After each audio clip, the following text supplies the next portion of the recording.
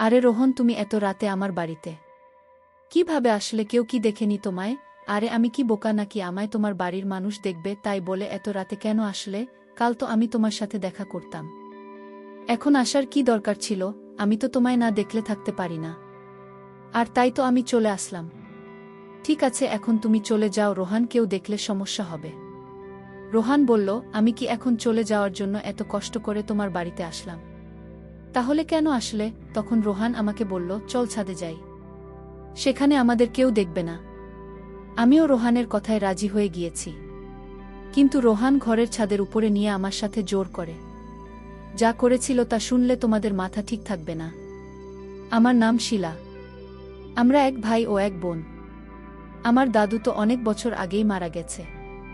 এবং আমার দিদি আর কি আমাদের সঙ্গে থাকে? আমার দিদি তো আমাকে ভীষণ ভালোবাসে। এবং আমার বাবা মাও আমাকে ভীষণ ভালোবাসে। এবং আমার বাবা মায়ের যে আমার প্রতি কতটা ভালোবাসা, সেটা তো আপনারা এই গল্পের মাধ্যমে কিন্তু বুঝতে পারবেন। এবং আমার এখন ছোট যে ভাইটা আছে সে কিন্তু স্কুলে পড়াশোনা করে। আমাদের বিয়ে পাকা হওয়ার পরে রোহান কিন্তু মাঝে মধ্যে আমাদের বাড়িতে আসত আমাদের সবার সঙ্গে দেখা করতে। এভাবে প্রায় 1 মাস কেটে যাওয়ার পরে আমার বাবা যখন রোহানের বাড়ি যায় আমাদের বিয়ের তারিখ পাকা করার জন্য, তখন রোহানের বাবা বলেছিল রোহানের নাকি ডাক এসেছে এবং তাকে কালকের মধ্যেই নাকি বোর্ডে চলে যেতে হবে আগামী 6 মাসের জন্য। তাই আগামী 6 মাস তো বিয়ের তারিখ পাকা করা সম্ভব নয়। তারপরও লোকের হঠাৎ করে বর্ডারে চলে যাওয়ার কথা। আমরা কিন্তু অনেক দুঃখিত ছিলাম। আমার বাবা মা অনেক দুঃখিত ছিল। ভেবেছিলাম বিয়ে হয়ে যখন আমি রোহানের সঙ্গে যাব তখন রোহানের সঙ্গে না হয় বর্ডারে চলে যাবে। কিন্তু আমাদের বিয়ের আগেই তো রোহান 4 মাসের জন্য আমার থেকে অনেক দূরে চলে গেছিল। কিন্তু আমাদের ফোনে কথা হতো। তারপর যেদিন রোহানের বর্ডারে যাওয়ার কথা ছিল তার আগের দিন রাতে রোহান কিন্তু লুকিয়ে আমাদের বাড়িতে এসেছিল এবং এই ব্যাপারে আমার বাড়ির লোককেও কিন্তু কিছুই জানত না। কিন্তু আমি আগে থেকেই জানতাম যে রোহান আজ রাতে আমার সঙ্গে লুকিয়ে দেখা করতে আসবে। তাই আমি আগে থেকে তৈরি হয়েছিলাম। কিন্তু আমি এটা জানতাম না যে সে সব কিছু আগে থেকে প্ল্যান করে আসবে। তারপর আমার বাড়িতে আসার পর সবাই যখন শুয়েছিল, তারপর সেদিন রাতে রোহান যখন লুকিয়ে আমাদের বাড়িতে এসেছিল, তখন আমি জোহানকে নিয়ে ছাদের উপরে উঠেছিলাম এবং বাইরে থেকে ছাদের দরজা বন্ধ করে দিয়েছিলাম যাতে আমাদের বাড়ির ভেতর থেকে কেউ ছাদের উপরে আসতে না পারে। তারপর আমাদের ছাদে যে ছোট খাট পাতা ছিল সেই খাটে বসে আমরা দুজনে অনেক গল্প করেছিলাম। এমনকি রোহানের আমাকে ছেড়ে 6 মাসের জন্য বর্ডারে চলে যাওয়ার কথা ভেবে, আমি রোহানের চলে যাওয়ার কথা ভেবে অনেক কেঁদেছিলাম। এবং সে দিন রাতে রোহান আমার সাথে এবং আমিও আবেগের বসে বাসর রাতের মতো। সে রাতে আমি যে বড় ভুলটা করেছিলাম সেই ভুলের শাস্তি আমাকে আজও ভুগতে হচ্ছে। আজ আমি একজন মা হয়ে গেছি, কিন্তু আমার স্বামী নেই। আমার স্বামী থেকেও কিন্তু আমার স্বামী আমার বাচ্চার বাবা থাকতেও তার মাথায় বাবার ছাদ নেই। এবং সেই ব্যাপারে কিন্তু আমার বাড়িতে কেউ কিছুই জানত না। রোহান যখন চলে যায় তখন কিন্তু আমার খুব কষ্ট লাগছিল, কারণ সেদিন আমি সব দিক দিয়ে রোহানের হয়ে গিয়েছিলাম এবং রোহান ও আমার হয়ে গেছিল। তাই রোহান যখন আমাকে ছেড়ে যাচ্ছিল তখন আমার ভীষণ কষ্ট হচ্ছিল। কিন্তু সেদিন রোহান আমাকে কথা দিয়েছিল যে 4 মাস পরে যখন সে বাড়ি ফিরে আসবে তখন সে আমাকে বিয়ে করে নিজের বাড়িতে নিয়ে যাবে। কিন্তু রোহান চাকরিতে চলে যেতে 1 মাস হয়ে যাওয়ার পরে আমি কিন্তু খুব অসুস্থ হয়ে পড়ি।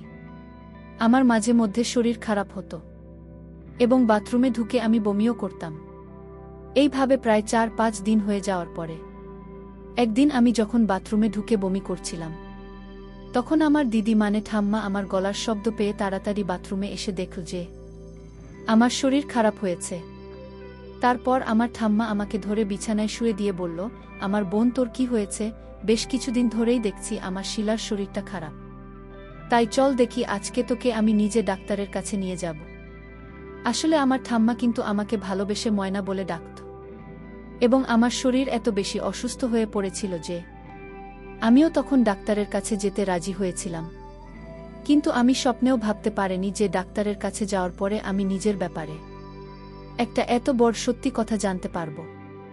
তারপর আমার ঠাকুমা যখন আমাকে ডাক্তারের কাছে নিয়ে গেছিল এবং সেখানে গিয়ে ডাক্তার যখন আমার চেকআপ করেছিল, তারপর আমাকে ডাক্তার যা বলেছিল সেটা শুনে তো আমার দম বন্ধ হয়ে যাচ্ছিল। কারণ ডাক্তার বলেছিল আমি নাকি মা হতে চলেছি এবং সময় পেরিয়ে যাওয়ার কারণে আমার আর নাকি আরও সমস্যা হয়ে দাঁড়াবে। এবং সেদিন আমার ঠাকুমার সঙ্গে কিন্তু আমার ভাইও ডাক্তারের সঙ্গে গিয়েছিল এবং সে যখন বুঝতে পেরেছিল যে সে মা হতে চলেছে, তখন সে বাড়িতে আসার পরে গাড়ি থেকে নেমে ছুটতে গিয়ে বাড়ির ভেতরে ঢুকে আমার বাবা ও মাকে অনেক জোরে জোরে চিৎকার করে বলেছিল যে মা, অনেক বড় খুশির খবর আছে, সেটা হচ্ছে আমি মা হতে চলেছি। ওই সময় আমার মা আমার ভাইয়ের গালে একটা অনেক জোরে থাপ্পড় মেরে বলেছিল, কি কথা বলছিস?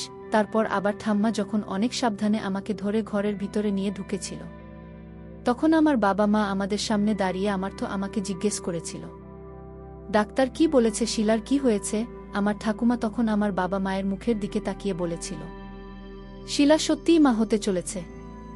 এবং এই কথা শোনা মাত্রই কিন্তু আমার মা যখন আমার গায়ে হাত তুলতে এসেছিল, তখন আমার ঠাম্মি আমার মায়ের হাতটা ধরে বলেছিল, খবরদার আমার নাতনিকে মারার একদম চেষ্টা করবি না, এবং তোরাই তো ওর বিয়েটা পাকা করে রেখে দিয়েছিস, ওকে তো বিদায় করে শ্বশুরবাড়িতে পাঠিয়ে দিতে পারতিস।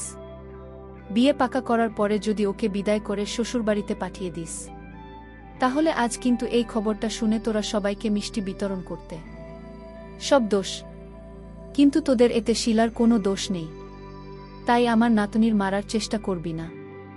আর তোরা যদি ওর ব্যাপারে বা ওকে নিয়ে কিছু উল্টোপাল্টা ভেবে থাকিস, তাহলে কিন্তু আমি আমার নাতনিকে নিয়ে বাড়ি ছেড়ে গ্রামের বাড়িতে চলে যাব এবং সেখানে আমার যা জমি জায়গা আছে সবকিছুই কিন্তু আমার নাতনির নাম করে দেব। সেদিন আমি আমার ঠাকুমাকে জড়িয়ে ধরে অনেক কেঁদেছিলাম, কারণ আমি স্বপ্নেও ভাবতে পারিনি যে একটা ভুলের জন্য আমার জীবনটা যেরকমভাবে পাল্টে যাবে। এমনকি বেশ কিছু দিন তো আমার বাবা মাও আমার সঙ্গে কথা বলা বন্ধ করে দিয়েছিল। কিন্তু আমার ঠাম্মি যখন তাদেরকে বুঝিয়ে বলেছিল যে এতে আমার একার কোনো দোষ নেই, এতে কিন্তু রোহনের ও লোকেরও দোষ আছে, তখন আমার বাবা বাধ্য হয়ে রোহানের বাবার কাছে গিয়ে সব কিছু সত্যি কথা বলেছিল যে আমি মা হয়েছি এবং রোহানের মা হতে চলেছি। এবং এতে কিন্তু আমার শ্বশুরের কোনো আপত্তি ছিল না যে আমি বিয়ের আগেই হয়ে গেছে, এবং তারাও আমার বাবার সামনে তার ছেলের এই ভুলের জন্য ক্ষমা চেয়েছিল এবং বলেছিল তার ছেলে যখন বাড়ি ফিরে আসবে তারপরেই নাকি আমাদের বিয়েটা হবে। তারপর এভাবে 4 মাস কেটে যাওয়ার পরে ধীরে ধীরে আমার যখন শরীর অসুস্থ শুরু হয়, তখন কিন্তু আমার বাবা মায়ের দুশ্চিন্তা শুরু হয়, কারণ আমাদের বাড়ির আশেপাশের লোকেরা কিন্তু তখন আমার ব্যাপারে অনেক আজেবাজে কথা বলতে শুরু করেছিল এবং ধীরে ধীরে সবাই এটা জানতে পেরে গিয়েছিল যে আমি বিয়ের আগেই মা হয়ে গেছে। এমনকি আমার বাবা যখন রোহানের বাবার কাছে গিয়ে হাত জোর করে বলেছিল যে যেমন করেই হোক না কেন রোহানের একটা ছুটির ব্যবস্থা করতে হবে এবং আমার বিয়েটা রোহানের সঙ্গে তাড়াতাড়ি দিতে হবে, তখন কিন্তু রোহানের বাবা আমার বাবার সামনে কান্নাকাটি করে বলছিল তাদের নাকি করতে একটা জমি নিয়ে মামলা চলছে এবং সেই জমিটার জন্য 15 লাখ টাকা নগদ লাগবে এবং 15 লাখ টাকার দরকার। তাই এই মুহূর্তে নাকি তারা রোহানের বিয়েটা দিতে পারবে না। এবং সেদিন রোহানের বাবা আমার বাবার সামনে ইচ্ছে করে মডাকান্না কেঁদে আমার বাবার কাছে 14 লাখ টাকা আদায় করার চালাকি করেছিল এবং আমার বাবাকে যখন এটা বলেছিল যে এখন তাদের টাকা পয়সার অনেক অভাব আছে, তাই এই মুহূর্তে রোহানের বিয়েটা দিতে পারবে না। এই কথা শুনে আমার বাবা নিজের একমাত্র সবথেকে বড় জমিটা বিক্রি করে টাকা জোগাড় করে রোহানের বাবাকে নগদ 14 লাখ টাকা দিয়ে এসেছিল, যাতে আমার বিয়েটা খুব তাড়াতাড়ি রোহানের সঙ্গে হতে পারে। কিন্তু আমরা কখনো সেটা বুঝতে পারিনি যে এগুলো তো রোহানের পরিবারের চালাকি ছিল, আমাদের কাছ থেকে লাখ লাখ টাকা যৌতুক নেওয়ার। এবং তারা সবাই মানে আমার হবু বর থেকে শুরু করে আমার শাশুড়িও আমার শ্বশুর, তারা 3 জনেই কিন্তু একসঙ্গে মিলেছিল এবং আমার বাবা ভিতরে ভিতরে যে আমার বিয়ের জন্য তাদেরকে এত কিছু দিয়ে ফেলেছিল সেটার ব্যাপারে তো আমরা কিছুই জানতাম না। এমনকি তাদেরকে 14 লাখ টাকা নগদ দেওয়ার পরে আমার বাবা যখন রোহানের বাবাকে বিয়ের তারিখ পাকা করার কথা বলেছিল, তখন আমার হবু শ্বশুরমশাই বলেছিলেন উনি নাকি আরও 2 লাখ টাকা নেবেন নিজের ঘর মেরামতির জন্য, এবং আমার বাবা আমার শ্বশুরের কথা অনুযায়ী আরও 2 লাখ টাকা নগদ দিয়েছিল তাদের ঘর মেরামত করার জন্য। এত লক্ষ লক্ষ টাকা নগদ পাওয়ার পরে আমার শ্বশুর তার ছেলেকে বাড়িতে ডেকেছিল তারপর আমার শাশুড়ির মিথ্যা মেডিকেল সার্টিফিকেট দেখিয়ে 10 দিনের ছুটি নিয়ে আমার হবু বর বাড়ি ফিরে এসেছিল। তার বাড়ি আসার পরে আমরা সবাই কিন্তু খুব খুশি ছিলাম। ভেবেছিলাম এবার আমাদের বিয়ের ডেট পাকা হবে। কিন্তু এত লাখ টাকা তাদেরকে দেওয়ার পরেও আমার বাবা যখন তাদের বাড়ি গিয়েছিল বিয়ের তারিখ পাকা করার জন্য, তখন রোহানের বাবা আমার বাবার কাছে একটা দামি 4 চাকা ও আমাদের বাড়িটা আমার নামে লিখে দেওয়ার দাবি করেছিল। ওই সময় আমার বাবা কিন্তু রোহানের বাবার সামনে কেঁদে কেটে হাত জোর করে বলেছিল, আমার কাছে যা ছিল আমি আপনাকে সব দিয়ে দিয়েছি, আমার কাছে আর অত সামর্থ্য নেই যে আমি আপনাকে 4 চাকা গাড়ি দিব। আর বাড়িটা যদি আপনাদের নামে করে দিই তাহলে তো আমরা রাস্তায় চলে আসব। আমার এক ছেলেও আছে, তার ভবিষ্যৎটা নষ্ট হয়ে যাবে। তখন রোহানের বাবা বলেছিল, বাড়িটা শুধু আপনার মেয়ের নামে থাকবে, কিন্তু থাকবেন তো আপনারাই, তাই এত বেশি ভয় পাওয়ার কি আছে। আমার বাবা যখন রোহানের বাবার কথা শুনে ওনার পা ধরে কান্নাকাটি করেছিল, তখন রোহানের বাবা আমার বাবাকে বলেছিল, আপনি যদি 4 চাকা ও বাড়িটা দিতে না পারেন তাহলে কিন্তু এই বিয়েটা কোনোমতে হবে না। এবং আমার বাবা যখন সেদিন বাড়িতে এসে আমার স্বামীকে বাধ্য হয়ে নিজের এই কথাগুলো বলেছিল, তখন আমি কিন্তু সব কিছু লুকিয়ে শুনে নিয়েছিলাম। এবং সবকিছু শোনার পরে আমি রোহানকে ফোন করে সবকিছু বলেছিলাম। তারপর রোহানকে বলেছিলাম সে যাতে তার বাবাকে বারণ করে যাতে আমার বাবার কাছে এতগুলো জিনিস না চায়। তখন রোহান আমাকে যা বলেছিল সেটা শুনে তো আমি অনেক বেশি আশ্চর্য হয়েছিলাম। কারণ সে তখন বলেছিল, আমি আমার বাবা মায়ের বিরুদ্ধে গিয়ে কোনো কিছুই করতে পারব না। এবং সেদিন রোহানের কথা শোনার পরে আমার আর কোনো কিছুই বুঝতে বাকি ছিল না যে রোহান ও তার বাবা মায়ের মতোই লোভী ছিল। এবং সেদিন আমি আমার বাবার চোখের জল দেখে বুঝতে পেরেছিলাম যে ওই রাতে ভুলের জন্য আমার বাবা মা ও আমার পরিবারের সকলকেই শাস্তি পেতে হচ্ছে। ওই সময় তো মনে হচ্ছিল আমি যেন নিজেকে শেষ করে দেই, তারপর আমার থামবে। যখন আমার কষ্ট দেখেও কান্না দেখে আমাকে সাহস দিয়েছিল। তখন বিয়ের দিন রোহান যখন আমাকে বিয়ে করতে এসেছিল, তখন মণ্ডপের সবার সামনে আমাদের যখন মালাবদল হয় তার আগেই কিন্তু রোহানের বাবা আমার বাবাকে বলেছিল, শ্বশুরমশাই এই বিয়েটা তো তখনই হবে যখন আপনি 4 চাকার চাবি এবং বাড়ির কাগজটা আমার হাতে দেবেন। তারপর ওই কথা শোনা মাত্রই আমি মণ্ডপ থেকে উঠে দাঁড়িয়ে বাড়ির কাগজটা আগুনে পুড়িয়ে দিয়েছিলাম। তারপর আমি যখন বাড়ির কাগজটা আগুনে পুড়িয়ে দিয়েছিলাম, তখন রোহান আমাকে বলেছিল, শিলা তুমি এটা কি করলে? আমি তখন সবার সামনে রোহানের গালে একটা থাপ্পড় মেরে বলেছিলাম, তোর মতো ছেলেকে ভালোবেসে বিশ্বাস করে জীবনের সবথেকে বড় ভুল করেছি। আমি তো সন্তানের মা হতে আছি বলে তোরা হুমকি দিয়ে আমার বাবার কাছ থেকে লাখ লাখ টাকা আদায় করেছিস। তারপর আমার হবু শ্বশুরমশাই আমাকে বললেন, এই মেয়ে, তোমার মাথা ঠিক আছে তো বেশি বাড়াবাড়ি করলে কিন্তু আমরা এই বিয়েটা না করে এখান থেকে ঘুরে চলে যাব।